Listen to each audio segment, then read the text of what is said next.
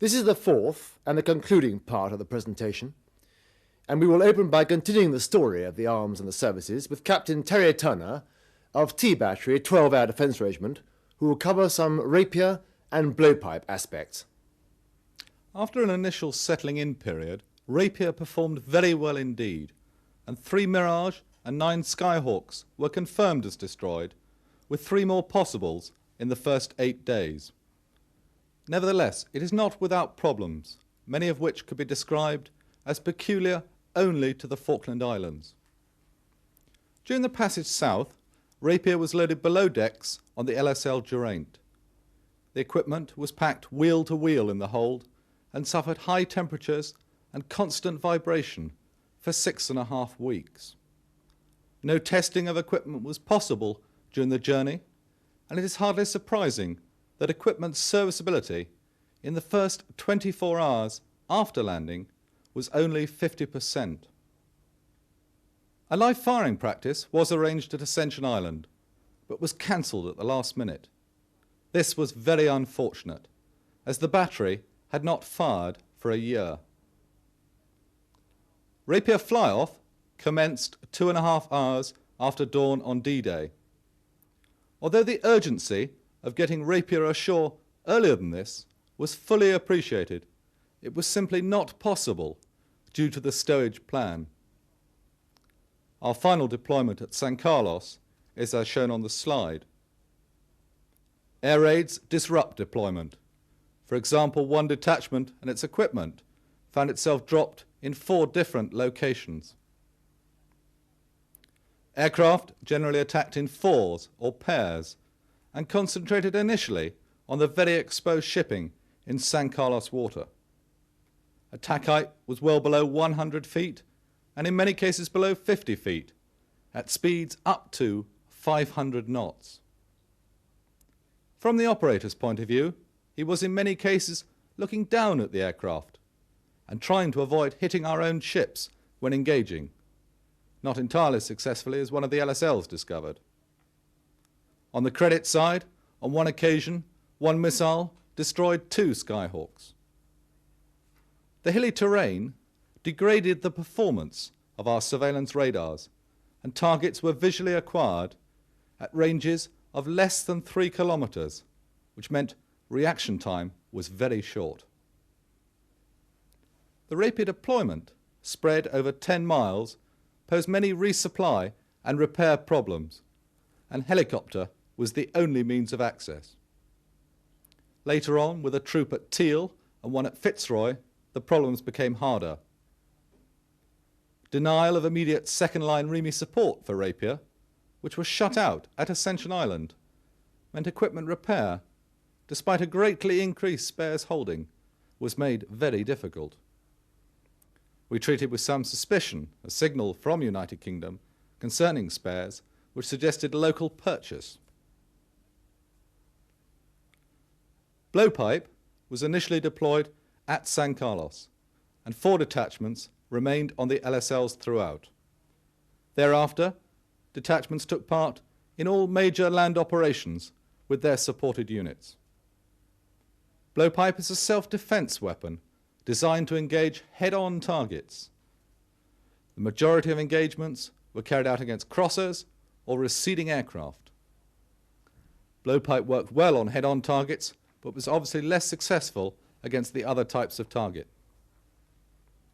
Blowpipe sighting was very often far from ideal due to the need to remain in defended areas rather than obvious fly lines. It is a heavy piece of kit to man-pack over long distances, and missile handling left much to be desired. The annual allocation of training missiles for Rapier and Blowpipe is 1 per operator, fired under the strictest safety regulations and in utterly unrealistic circumstances. We eagerly await the new target system. The area to be covered around the San Carlos water, because of the terrain, left gaps in our defence cover. In short, we needed more Rapier to do the job. Commander Tim Yarka will now cover fighter ground attack. Let me briefly outline offensive air support operations without resorting too much the jargon of the trade. Sea Harriers carried out attacks on Stanley Airport, Goose Green, Pebble Island, and other strips. They also carried out anti-shipping operations most successfully, and all this in addition to their primary function of air defence. Harrier GR3 sorties covered the full range of offensive air support missions, surface interdiction being the most worthwhile of these. We can't assess the overall success of all these missions, but we do know that the Argentinians were very frightened by them, particularly at Goose Green, and particularly by the cluster bomb unit. However, the cost was not light, and we lost 1 Sea Harrier and 3 GR3s to enemy fire during them. Some major problems emerged, firstly in command, control, and communications. Once the landing force was ashore, the tasking of GR3s was laborious and inefficient. This was caused by a combination of poor communications, lack of a carrier-borne ground liaison officer aboard HMS Hermes, and poor tasking. It seems that there was a certain lack of understanding and some confusion by units as to the assets available and also the tasks that they could accomplish. There was also a shortage of forward air controllers. However, things did improve when the Land Force Commander's air liaison officer was moved from Fearless to Headquarters 3 Commando Brigade, thus cutting out one of the tortuous links in the chain of communications. The second problem was weapon effectiveness. Radar-laid automatic anti-aircraft fire caused our pilots to fly lower and faster than weapon parameters allowed for. In consequence, fusing failures increased and weapon effectiveness was reduced. A standoff weapon was sorely missed, and this was only redressed in the latter stages of the campaign with the arrival of the laser-guided bomb. This was used on 2 occasions and proved that it has the potential to be a super piece of kit. Captain Clive Livingston, who was a Recce Troop commander in 59 Independent Commander Squadron Royal Engineers, will now tell you the Sapper story. Royal Engineers took part in most aspects of the operation, from participation in divisional and brigade planning teams to close support to infantry in the assault. Sappers also prepared the going and ordnance survey maps and provided intelligence on the airstrips and settlements. This slide shows those taking part during the operational phase. The initial landings saw sappers deployed well forward with almost each company, and they were soon fully employed clearing buildings and routes. Once this was completed, command posts needed constructing, and beach exits and routes were opened and maintained using Class 30 trackway. Water points were next established. These tasks demanded flexibility and improvisation when stores were not readily available. Also in the beach support area, the combat engineer tractors were constantly in operation, expanding their role and often using their amphibious ability to refloat stranded landing craft. Being armoured, they were less vulnerable to air attack than other engineer construction plant. During the landing phase and immediately afterwards, engineers provided support to Special Forces operations. The engineer tasks developed rapidly as assets to move our stores became available. The emergency fuel handling equipment, EFI, progressed in spite of initial design problems and site limitations. Incidentally, this was the first time that EFI had been used operationally. Royal Engineer divers worked on the anchorages of this equipment's towed flexible barges. They had previously completed ship's hull search at Ascension Island and were later to be employed on the pier construction at Fitzroy Bridge. A Harrier strip was built at Port San Carlos, although much hampered by the stores loss caused by the sinking of the Atlantic conveyor. Providing an important service, a Sapper explosive ordnance disposal team sadly suffered a fatality whilst attempting to defuse a UXB aboard HMS Antelope. At night, engineers were included in the recce and fighting patrol programs in order to prepare for the breakout. The first hard intelligence concerning mines and booby traps, however, did not become available until after the battle for Darwin and Goose Green. During this action, one of my sections sheltering in what appeared to be shell holes at last light found at daybreak these holes were caused by livestock having detonated anti-tank mines. With tripwires and anti-personnel mines now more clearly visible in the daylight, many lucky escapes were witnessed. Together with additional engineer intelligence from further patrolling, this information gathered at Goose Green was to greatly influence subsequent plans.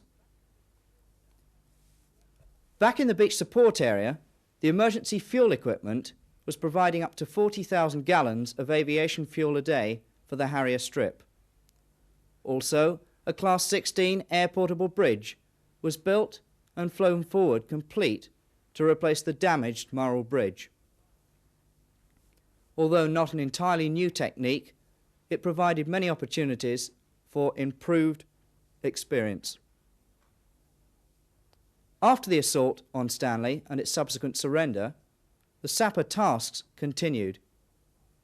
Over 1,200 Argentine mines had been recorded as laid, and we were later to discover many more had been laid with no record.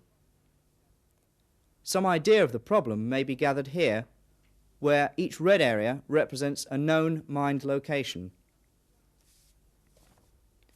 Explosive ordnance disposal was needed on a massive scale, and repair and maintenance of the water and electricity services became increasingly urgent. The first British Hercules aircraft to land at Stanley provided an additional backlog of mail for our postal and courier detachments to deal with.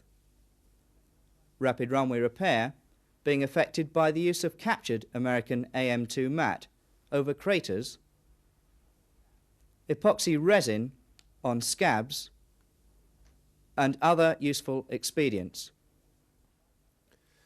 Commander Tim Yarka will now explain the support helicopter. As you've already heard, everybody wanted support helicopters. They were absolutely crucial to the campaign. However, there was not only an acute shortage of helicopters, there was an acute shortage of amphibious shipping in which to ferry them in. And in consequence, 3 Commando Brigade were 1 helicopter short of their normal when they landed. Eventually, reinforcements arrived, but these coincided with the offload of 5 Infantry Brigade and the attendant problems of getting them established in the line. To support the amphibious operation and the division ashore, the Commodore only had 11 Seeking 4s, 10 Seeking 2s, stripped of their anti-submarine equipment, and 23 Wessex 5s. Many of the Wessex 5s and all the Seeking 2s belonging to naval air squadrons formed especially for the operation.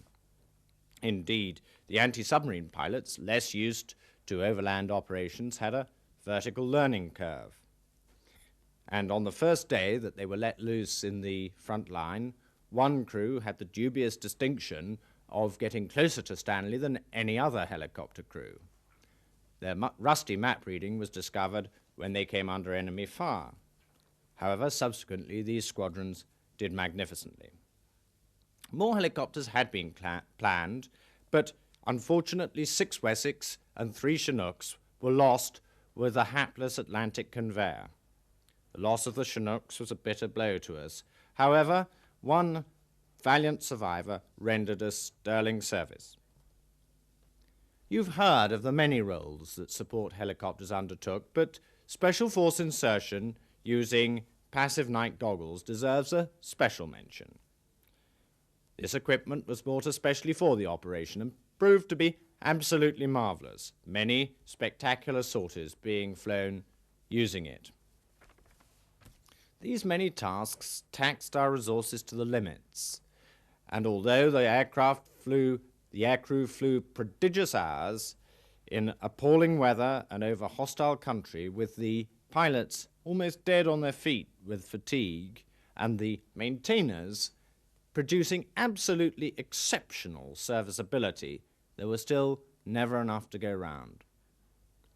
To make the most of our assets then, we ran a very tight command and controlled organization from HMS Fearless, with the naval and military staffs working in close liaison.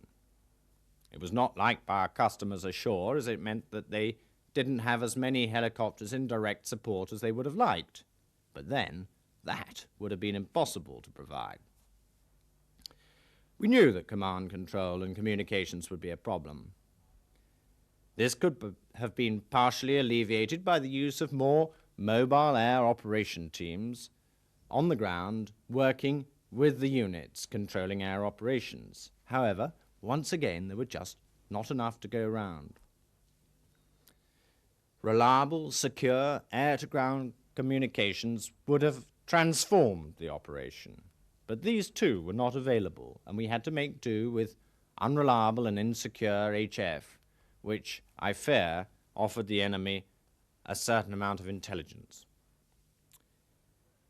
In many instances, these difficulties were overcome at a local level, and it was very often the units that were used to operating with support helicopters that were best able to make the most of the meagre assets that they were allocated. The Seeking Force proved to be invaluable, being reliable and versatile with good range and payload, ably assisted by the Seeking Twos, proving the need for a 24,000-pound helicopter in our inventory. The lone Chinook, with its 10-ton lift, was a godsend, and on one occasion it proved to be an absolutely superb troop carrier with 80 men strap-hanging in the back, like a tube train. Aviation fuel was an absolute nightmare. Apart from the FE, it fell primarily to the Navy to organize it. By using ships' flight decks, air-portable fuel containers, billow tanks, and the FE, we staved off disaster. But the Wessex and light helicopters needed fuel right forward if they were to be able to carry out their tasks. So, the lone Chinook spent much of its time ferrying air-portable fuel containers to Teal and Fitzroy from San Carlos. During the final battle, we knew that we were going to run out of aviation fuel right up front. It was just a matter of judgment as to whether it happened before or after the surrender. Unfortunately, we got it right. Captain Sam Drennan from 656 Squadron Army Air Corps now covers light helicopters.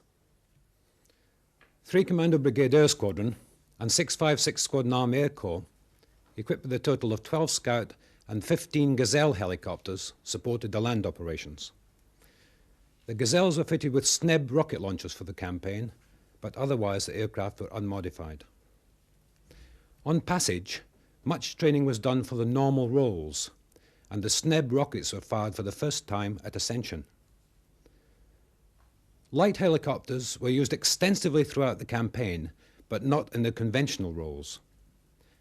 AeroP and Recce were hampered by lack of cover in the bad terrain, and there were enough foot patrols with better viewing aids to do the job satisfactorily and with less risk. The fact that the Argentinians hadn't deployed armour meant that there was no pressing need for armed helicopters, and although 17 SS-11 missiles were fired to good effect as highly mobile fire support, in general, the role was rarely used as the logistic effort and the reduction in payload were not warranted. The SNEB was fitted for self-defence, and although never fired in anger, did enable aircrew to operate more freely. The light helicopters really came into their own in the ammunition resupply and CASEVAC roles. During the initial battles, it became obvious that they were going to have to bridge the gap between the support helicopter drop-off point and the front line. To do this, a pilot was attached to the user unit where possible as a liaison officer and controlled the helicopters as necessary, often assisting their approach under friendly and enemy mortar fire. It was often difficult to tell the difference. Ammunition was shuttled forward and casualties back. Many sorties were flown during the height of attacks to within 300 metres of the forward line of own troops, or nearer, with surprising immunity. Indeed, there were many near misses from both small arms and missiles. But the only aircraft lost in this kind of forward support was caught by a Pucara during the Goose Green battle. You can imagine the reactions of his wingman, zooming along folds in the ground often no deeper than 20 feet, and using every skill at his disposal to avoid a similar fate. He luckily survived. Operations were also carried out by night. Landing lights could only be used fleetingly, and landing sites were designated only by a torch. Flying in the forward area was done by creeping along at low level, using the radio altimeter and relying on previous recce's and a fair bit of luck. 3 Commander Brigade Air Squadron were trained in passive night goggle operations, which gave them much more flexibility and enabled them to carry out night operations more easily. In summary, we had a useful war and learned some invaluable lessons. Now on to Armour Reconnaissance, which I will cover, as sadly we have no representative on the team from the Blues and Royals. Probably the most significant lesson to be drawn from the campaign was not a new one. Unfortunately, no command and control element deployed with the 2 troops of the Blues and Royals due to lack of space afloat. Consequently, advice to commanders on the capabilities of Armour Reconnaissance, its potential and handling was not forthcoming. Initially, Armoured Reconnaissance was an unknown quantity and was therefore not used as much as it should have been. It was left to the troop leaders to prove their potential in a practical manner using their own initiative. Hence, it was not until after Goose Green and the move to Teal Inlet that full awareness of Armour Reconnaissance was aroused. The remedy for this must lie in the acceptance by planners of a minimum deployment of a squadron for out-of-area operations, to advise commanders and to coordinate logistics. As far as the CVRT itself is concerned, the cruise to a man found it an unqualified success. Its mobility exceeded all expectations. On one occasion, the crew commander jumped from his vehicle and sank up to his knees in a peat bog, when the vehicle itself hadn't even broken the surface crust. It was also very useful in taxiing troops forward and returning casualties quickly for treatment. The best example of their mobility in this type of terrain occurred when the 2 troops redeployed from 3 Para on Mount Estancia down to Bluff Cove. The move was expected to take 36 hours, but in fact was completed in less than 6. The reliability of the vehicle and the equipment was also proved. There was only one major assembly failure, which was a gearbox, in the 400-odd miles each CVRT covered. Finally, each CVRT fired an average of about 60 76mm and 120 30mm main armament rounds, almost exclusively HESH and HE. Fire support from the CVRT was used to good effect in the battles for Wireless Ridge and Mount Tumbledown. The technique was to fire the main armament at bunkers, dugouts and outcrops of rot, to flush out the enemy and then follow it up with a GPMG to kill. Altogether, the CVRT proved its potential and educated many people during the campaign. Now, Captain Martin Tracy, who was the 3 Commander Brigade Ordnance Officer, now takes up the story of logistics. Logistics. All through the presentation so far, you have heard virtually every speaker mention logistics. Clearly, it is a subject that in any campaign has the utmost importance. Even the infantry now acknowledge the existence of logistic organisations. However, it is a subject that for most of you will induce boredom at the very best and sleep at the very worst. Let's see what we can do. For the very first time for most of those deployed to the Falkland Islands, logistics took on a very real and vital meaning. Not least in this were those actively involved in resupply, recovery, transportation, prisoners of war, press, burials, Red Cross, NAFI and field records, as well as a host of smaller A&Q matters. Let me begin by reading you part of an article that was published in a leading Sunday newspaper just after the campaign ended, and I quote, "Meticulous pre-planning also took care of ensuring that the right stores, equipment and ammunition were taken in the right quantities and loaded in the right order for use at San Carlos. We have rations and equipment scales for every military unit in every eventuality, plus loading tables to get them on board ships," commented a senior civil servant. "We just fed in the numbers of men, guns and days, the computer's word, and the answers came out. That's routine," unquote. Well, frankly, I could only describe that as total unadulterated rubbish, and in reality on the ground, nothing could have been further from the truth. It is important to bear in mind the increase in Orbat of 3 Commander Brigade with no compensating increase on the ground in logistics supporting units. As well as this, the lack of integral logistic support for 5 Brigade and the fact that every ship containing stores of any nature was cross-decked or reloaded either at the Ascension Island or between South Georgia and the Falklands. This placed an enormous workload on the already overstretched Commando Logistic Regiment. Let's look then at some of the problems that faced the logisticians. The main logistic support area was established at Ajax Bay. It was an ideal location with all the prerequisites of overhead cover, hard standing, circuits with routes in and out, and above all spaciousness, having available the vast area of about 400 by 300 metres that seemed to include most of 4-5 Commando as well. This meant that we could adopt the necessary spacing and orderly stacking required in all good brigade maintenance areas. The Commando Logistic Regiment set up in and around the old abandoned refrigeration plant that you see here, establishing the main dressing station itself in the main building. A very clear illustration of just how vulnerable a logistic area can be occurred during an enemy air attack. 4-5 Commando lost 5 of their B echelon and the Logistic Regiment 1 man. However, even out of this disaster came an amusing personal incident.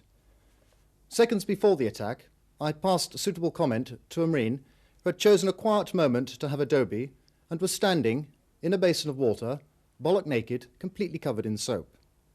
He was shielded from the direct blast of the bomb by a building. After hurriedly taking cover, I looked round to find that he was exactly as before the attack, but now wore his steel helmet.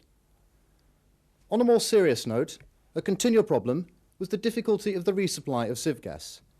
Because we'd left the majority of our vehicles in UK, only a limited quantity of packed civ gas was outloaded from UK depots. The fact that we had thirsty dressing station generators, rapier generators, rigid raiders, armoured recce vehicles and BV-202s seemed at times to us on the ground to be neither here nor there. There was a continual fuel requirement, as you've already heard, for helos and engineer plant. Crisis management, adaptability and not a little luck saw us through, but it is interesting to note that it's always the AQ vehicle in brigade headquarters that will run out of fuel first. For rations, despite what the medics say, 36 days on compo produces few problems other than boredom. On the repair side, tradesmen, both Army and Naval, had to use initiative and adaptability in learning battlefield repair techniques. This was clearly illustrated in their ability to keep airborne helicopters well beyond their normal flying hours. The support of high-technology equipment, such as rapier, lasers, Milan and radios, gave some concern in that either repair facilities or pools of equipment were not available in all cases. This is largely due to the poor mobility of specialist repair vehicles and thus their restricted deployment. The greatest difficulty with transportation was not only the availability of the helicopters, landing craft and mexifloats, but exactly who should control these assets. For many tasks, local farm tractors and trailers often provided the answer. With ammunition, rations, fuel and men continually being moved around the battlefield, movement would become a cutthroat business, with instances of unit QMs hijacking helicopters mid-task, often throwing whole flying programs into chaos. Kazivac, as you shall hear, always took the very highest priority, usually being conducted by air. Prisoners of war became an enormous logistic burden, with the Red Cross appearing at the most remarkable of places, usually demanding taxis and hotels for themselves, before ensuring that we housed, fed and watered our many POWs to their mutual satisfaction. Their quick return to Argentina relieved us of this enormous burden, merely leaving the task of sorting out their mountains of weapons and this is just one of many piles that we saw around Stanley at the surrender, ammunition and stores that they left behind everywhere. I included NAFI and field records in my list of logistic tasks, the former because they were sadly unable to establish themselves at all during the operation, and I must add, not entirely their own fault. The latter, the Field Records Office, because they performed the remarkable task of recording the whereabouts of every man of both 3 Commander Brigade and 5 Brigade throughout the campaign, and as a result, quick and accurate casualty reports were able to reach families. Logistics 8,000 miles from home meant defining the basic principles and breaking more than a few rules. I would like to think that we overcame, albeit only just on occasions, the logistic problems that actually matter most. Major Matt Helm, Royal Signals, who was the second in command of 5 Brigades Headquarters and Signal Squadron, will now cover communications. Signallers, whether Royal Marine or Royal Signals, provided a wide range of communications, from Special Force comms to battalion rear links, from divisional and brigade headquarters to SATCOM. It was very important to get 30 Signal Regiment's mobile SATCOM terminal ashore as soon after the main landings as possible, to provide the ground forces with their own rearward communications. SATCOM was deployed on the 25th of May to Ajax Bay, and from then on was in circuit for 98% of the time, providing a secure speech circuit to northward and clearing up to 600 formal messages a day. The quality of the speech circuit was so good that during air attacks, the operators could brief northward, from the prone position of course, but complete with the appropriate sound effects. SATCOM was an immense success, and we eagerly await 1985 when we launch our new military communications satellite, Skynet 4, and receive the Land Rover-borne TSC 501 stations into service. Klansmen also stood up well. The re-equipping of 5 Brigade with a minimum of Klansmen, largely I might add by stripping the UOTCs, was not ideal immediately before a major operation. But Klansmen proved to be easy to use and on the whole very reliable. The old question of communication security raised its head again. Because most nets included manpack stations, there were very few secure voice nets. Certainly out of 15 voice nets in Headquarters 5 Brigade, only 1 was secure. So, inevitably, there were breaches of security. Perhaps now there is a case for some research into a secure manpack set. The technology is now certainly there. At some stages of the battle, units and formations were invariably stretched. An HF with its longer range, but at times inferior quality, was the only answer. For example, when 2 Para moved forward from Goose Green to Bluff Cove, the only comms we had with them were HF. We had no facility to provide a VHF net, as a Rebro resupply helicopter had been shot down. We soon discovered that the CI and scan system was not battleworthy. The amounts of paper that battalions and formations produced on the QE2 was unbelievable. Some 500,000 foolscap sheets of paper. As you can imagine, reproduction of this kind of information is virtually impossible from a trench. Lastly, a problem felt by both 3 Commander Brigade and 5 Infantry Brigade was one of batteries. Because of the large amount of trekking involved, battalions could not recharge their own batteries. The plan of resupplying fresh batteries forward with the rations and returning the used ones did not always work well. Also, as you can imagine, lugging dead batteries around in your Bergen tended to keep morale down to a fairly manageable level. 3 Commander Brigade overcame this to a certain extent by having a limited supply of disposable lithium sulfide batteries, which lasted 5 times longer than the normal rechargeable ones, and in future perhaps they'll be available to everyone.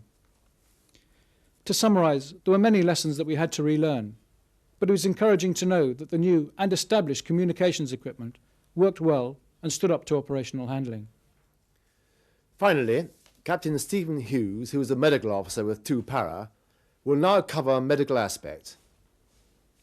Happily, the medical side of the campaign was one of the major success stories, and whilst the National Health Service was grinding to a halt through industrial action, the military medical services were breaking all records. The medical chain of evacuation, like the logistic chain, stretched a distance of some 8,000 miles, from the bayonets at the sharp end to the base hospitals in the United Kingdom, and it involved in between the medical services of Army, Navy and Royal Air Force, but involved perhaps more importantly the actual members of the fighting units themselves. The first aid training on the journey south had paid dividends, and at sight of injury, first aid was started by the casualty himself or else the first man who got to him. Wounds were dressed with the intention of stopping bleeding, although at times inadequately due to lack of consistent and real practice. But the bitter cold helped, and by constricting blood vessels, reduced further blood loss. We then had to get fluid back into the casualties, and in Tupara we started this as far forward as possible. Each soldier in the battalion carried 1 pint of drip fluid, together with the necessary giving tube, into battle with him in the inside pocket of his smock. In the limited time available, we couldn't teach everybody to put a drip into a vein, but came up with a simple method, only slightly less effective. The solution was to insert the drip rectally by pushing 6 inches of the plastic tube through the anus. The soldiers thought that the rectal drip was hilarious in training, and they readily volunteered their mates for demonstration purposes. But on the battlefield, many a soldier was grateful to say, "Shove it up my arse." At Goose Green, all our wounded survived, and none arrived at the hospital in shock, which meant that surgery could be commenced immediately. Many a soldier has the idea that morphine is the universal solution for all casualties, but having given it, forgets the greater priorities of resuscitation and rapid casevac.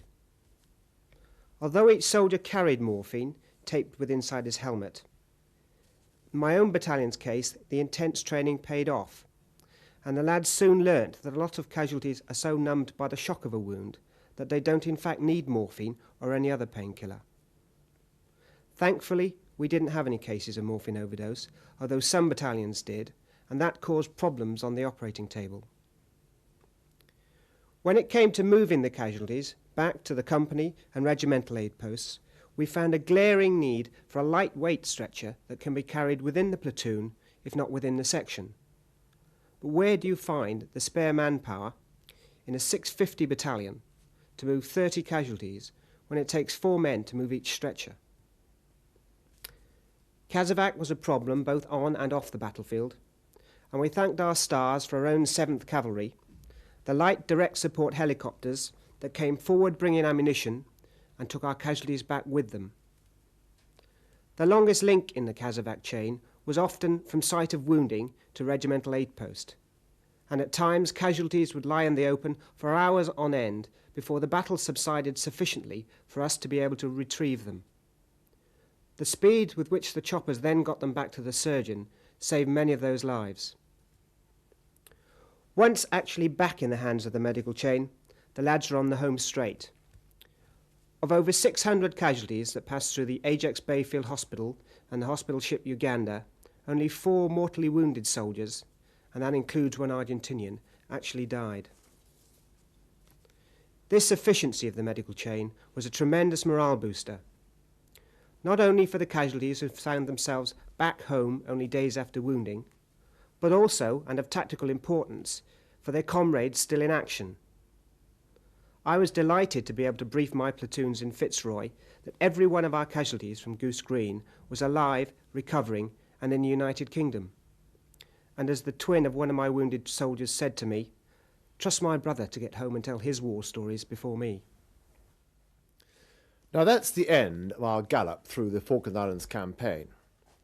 One way or another, a great deal has come out of the campaign, much more obviously than we've been able to portray here. Of course, detailed studies are continuing. It certainly tested the system, and that's no bad thing.